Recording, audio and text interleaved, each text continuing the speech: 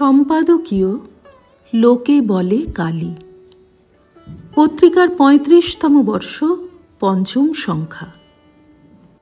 সৃষ্টি, স্থিতি, লয় এই তিনটি ক্রিয়াই দেবী কালীর রূপের মধ্যে প্রতিকায়িত হয়েছে।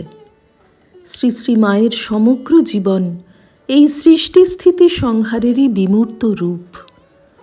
যিনি বিসৃষ্টৌ সৃষ্টিরূপা, তিনি শারদারূপে আবির্ভূতা। তাই এই জননী শক্তি নিজের জনয়িত্রী সত্তাটিকে প্রাণে প্রাণে উপলব্ধি করতেন। বোধহয় এই জন্যই কিশোরী বয়সে তাঁর সন্তানবতী হতে ইচ্ছা জেগেছিল। উদ্বোধনে একবার কথা প্রসঙ্গে এক ভক্ত উল্লেখ করেন, তাঁরা শ্রী শ্রীমার গর্ভজাত সন্তান নন। কথা শুনে উত্তেজিত মা শায়িত অবস্থা থেকে উঠে বসে তপ্ত কণ্ঠে বলেছিলেন, কি বললে? আমার পেটে হওনি? তবে কার পেটে হয়েছ? আমি ছাড়া মা আর কেউ আছে নাকি? সব মায়ের মধ্যেই আমি রয়েছি।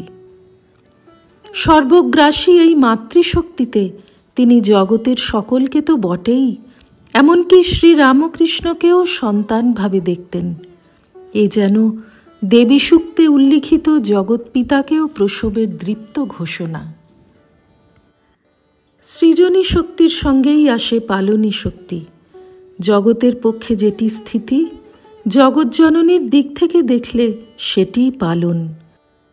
মাতৃশক্তি পালন করছেন বলেই এ বিশ্বে সব কিছু স্থিতি লাভ করছে। শ্রী শ্রী মার জীবন এই পালনী শক্তির পরাকাষ্ঠা, যার প্রকাশ সর্বপ্রকারের সেবায়। তিনি আজীবন পালন করেছেন আত্মীয় পরিজন ও ভক্তদের, সর্বোপরি পালন করেছেন দেবশিশু শ্রীরামকৃষ্ণকে।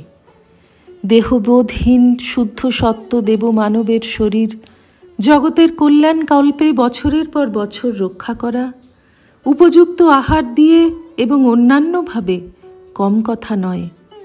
শ্রীরামকৃষ্ণের কাছে যারা যেতেন প্রায় কেউই না খেয়ে ফিরতেন না। নহবতের অন্তরালে থেকে আবাল বৃদ্ধের রুচি ও অধিকার ভেদের মর্যাদা রেখে যে অন্নপূর্ণা সকলকে সদা পূর্ণ করে দিতেন, তাঁর খোঁজ রাখতেন কজন? পরে জয়রামবাটি ও উদ্বোধনে যখন সাধু ভক্তের স্রোত, তখনও সেই মূর্তিমতী অন্নপূর্ণার দ্বার থেকে কেউ প্রসাদ না পেয়ে ফেরেননি। দেহের ক্ষুধার সঙ্গে সঙ্গে সে প্রসাদ মনের ক্ষুধাও মেটাত, জাগিয়ে তুলত শুভ চিন্তা, শুভ মতি, শুভ সংস্কার। মায়ের দেওয়া প্রসাদ তার প্রসন্নতা, যা সকলের দৈহিক, মানসিক ও আত্মিক কল্যাণ করত।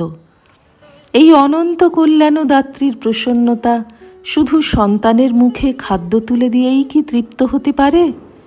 গুরুরূপে মান্ত্রী, শাম্ভবী, শাক্তেয়ী সর্বপ্রকারে শত শত সন্তানকে দীক্ষিত করে জীবন পথে চলবার উপদেশ দিয়ে ঐহিক ও পারমার্থিক সম্ভাব্য সব বিপদ থেকে রক্ষা করেছেন মা। তাদের ইহ পরকালের সব পাপ গ্রহণ করেছেন। সন্তান পালন মানে শুধু দেহের পুষ্টিবিধান মাত্রই তো নয়, তার মন বুদ্ধির বিকাশ ঘটানো, অনিষ্ট সম্ভাবনাগুলির রোধ এবং আত্যন্তিক কল্যাণের চেষ্টা। মা এসবই করেছেন বিপুল আকারে অগণিত সাধু ও ভক্তের জন্য। শ্রী রামকৃষ্ণার্পণমস্তু।